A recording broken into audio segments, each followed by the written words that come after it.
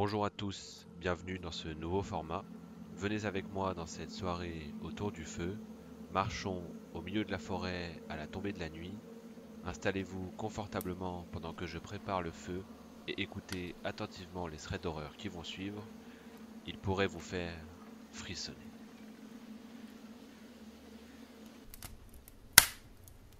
La première histoire est celle d'Antoine.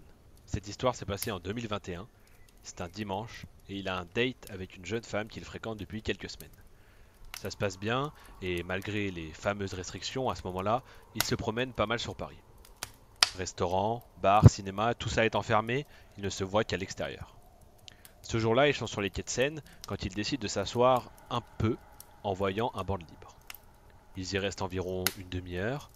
Une femme d'environ 50 ans qui est assise sur le banc d'à côté s'avance vers eux et leur annonce qu'une fille située derrière eux regarde fixement Antoine, depuis qu'ils sont assis.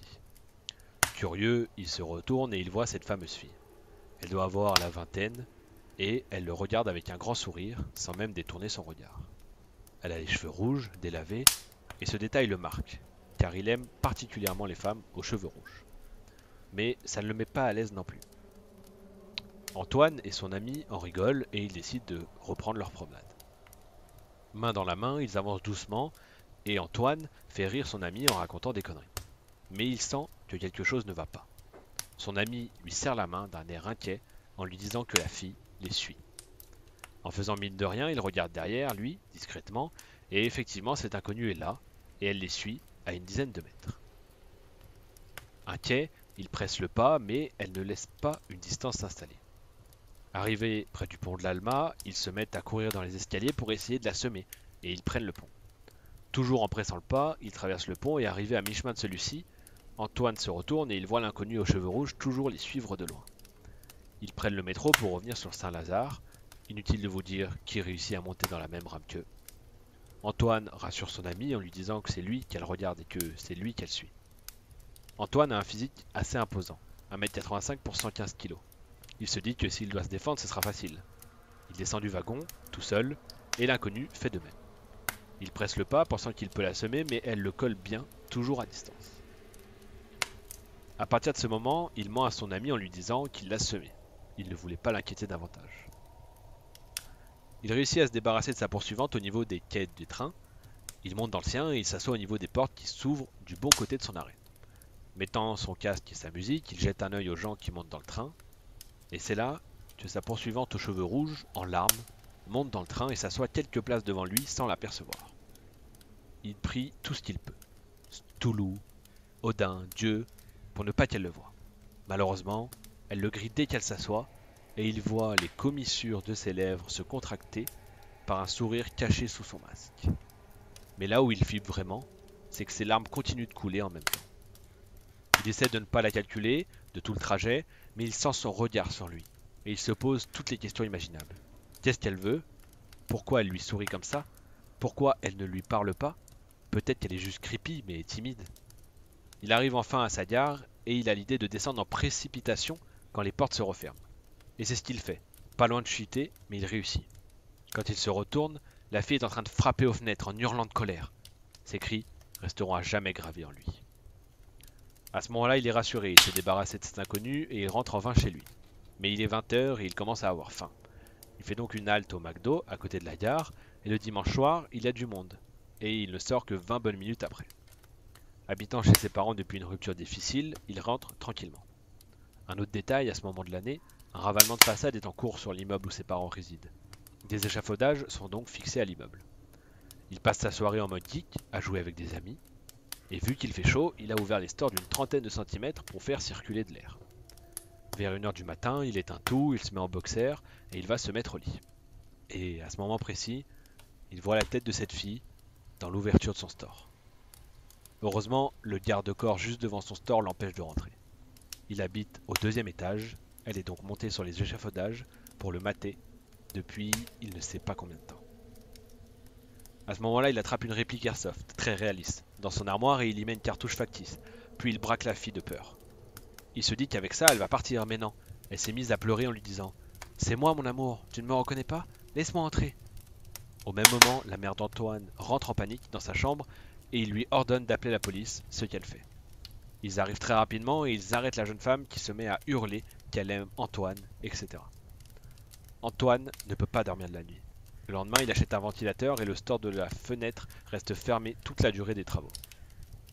Le lendemain, il va à la police aussi pour savoir s'il peut déposer plainte, ce qu'il fait pour tentative d'intrusion à domicile aggravée. Environ une semaine plus tard, il reçoit un appel d'un psychiatre lui donnant rendez-vous dans une clinique psychiatrique sur Paris. Il s'y rend le jour indiqué et en arrivant dans le bureau du praticien, il lui explique qu'il a eu ses coordonnées dans le procès verbal de la plainte qu'il a reçue au sujet de la jeune femme. Il a alors appris pourquoi elle était dans cet institut. Son ancien petit ami l'a trompée, elle a complètement perdu la tête quand elle l'a appris et elle l'a poignardé.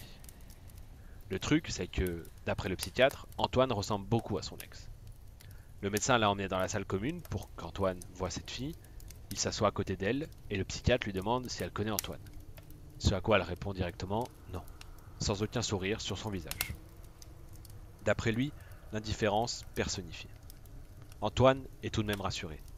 Le psychiatre lui annonce que la plainte est ajoutée au dossier de cette fille et que son internement sera prolongé.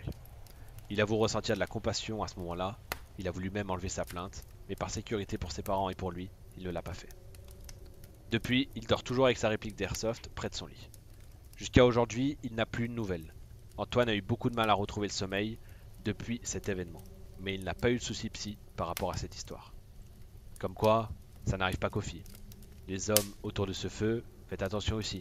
Qui sait, une fille pourrait peut-être vous suivre jusqu'à chez vous et vous observer par votre store entrouvert. La prochaine histoire, c'est celle de Marie. Elle trouve important de nous partager cette histoire pour cette soirée afin de sensibiliser les personnes qui pourraient être dans le même cas. Elle nous précise que c'est une fille très carrée, très bien organisée et pointue sur tout ce qu'elle fait. Elle a sa propre routine et elle déteste faire quelque chose qui en sort. Il y a quelques années, elle rencontre un homme dans un bar et ce fut directement le coup de foudre des deux côtés. On l'appellera Sébastien. Elle pense réellement que Sébastien est l'homme de sa vie et que, pour lui, elle est la femme de sa vie. Elle ressent quelque chose d'indescriptible pour lui. Ils se mettent donc ensemble très rapidement et elle lui présente directement sa famille et ses amis. Lui n'a jamais semblé vouloir le faire. Il n'a jamais rencontré sa famille ou ses amis et honnêtement, ça ne la dérange pas plus que ça. Elle peut comprendre qu'ils ne veuillent pas se presser car ils se sont mis ensemble au bout de quelques jours. Mais voilà, elle ne connaît personne de son entourage, ils n'ont aucun ami en commun, rien. Tous les dates, sans exception, se passent chez elle, car lui habite dans la banlieue à un peu plus d'1 heure de route et Marie n'a pas le permis à ce moment-là. C'est donc lui qui vient chez elle. Un jour, un peu plus d'une semaine après leur officialisation, il est chez elle, comme à son habitude, et elle décide, elle ne sait pas pourquoi, de sortir s'aérer l'esprit. Elle dira plus tard que c'était sûrement son ange gardien. Comme dit au début de l'histoire, c'est quelque chose qui lui arrive très rarement, voire jamais, de ne pas suivre sa routine à la lettre près. Mais aujourd'hui, elle ressent le besoin de se balader. Elle propose donc à Sébastien de l'accompagner, mais il refuse. Marion sort donc toute seule. Tout se passe bien jusqu'à ce qu'elle croise un chaton sous une voiture. Effrayée pour lui, elle cherche tout de suite à le récupérer pour éviter qu'il se fasse écraser par une voiture. Elle réussit à le récupérer et voyant qu'il n'a pas de collier, elle l'emmène avec elle. Marie habite dans un quartier où les chats ont tendance à beaucoup fuguer et à disparaître, donc ils ont toujours un recours à un groupe WhatsApp qui permet de demander ou donner des renseignements sur quelconque chat qui aurait disparu. Elle emmène le chat chez elle pour essayer de retrouver son propriétaire, mais il faut savoir que son téléphone a la caméra arrière et avant cassée. Elle ne peut donc pas prendre de photos du petit chaton trouvé. Elle pense donc directement à Sébastien, elle lui explique sa requête et il accepte de lui prêter son téléphone pour qu'il puisse envoyer les photos du chat dans le groupe WhatsApp où elle l'a ajouté exprès. Il s'absente aux toilettes et pendant ce temps, Marie prend donc la photo du chat. Étant une femme de nature très curieuse et surtout beaucoup sur ses gardes, elle se dit que c'est le moment ou jamais pour fouiller dans son téléphone. Tout lui semble trop beau, trop rose pour être vrai. Elle est persuadée qu'il la trompe, mais elle est loin d'imaginer ce qu'il en est réellement. Elle commence donc à fouiller son Instagram. Première chose bizarre, il a plusieurs comptes, dont un au nom de Sébastien, et plusieurs autres au nom de Paul, Ludovic, Esteban. Elle est donc encore plus persuadée qu'il la trompe, alors elle approfondit sa recherche, et ce qu'elle trouve à ce moment-là lui retourne l'estomac et la marque à vie vraiment violemment. Dans son application de messages, il y avait une vingtaine de photos partagées d'elle à un autre numéro non nommé. Des photos prises bien avant leur rencontre, et des photos dans toutes les circonstances. Sa routine claire est établie aussi et envoyée précisément. Elle comprend tout de suite que cela fait plusieurs semaines qu'il la suit et l'observe à son insu. À ce moment-là, elle ressent une horrible terreur de devoir le confronter. Lorsqu'il sort, Il sent tout de suite que quelque chose cloche, mais il ne le relève pas. Il finit par partir, et la première chose que Marie fait, c'est d'aller à la police. Malheureusement, elle n'a aucune preuve de ce qu'elle vient de voir. En arrivant là-bas, et en énonçant tout ce qu'elle sait, les policiers promettent d'essayer, mais ils ne sont pas sûrs de le retrouver. Maintenant, elle sait aussi que Sébastien n'est pas sa vraie identité. De plus, l'adresse qu'il lui a communiquée est une maison habitée par des retraités. Marie ne rentre plus chez elle pendant une semaine.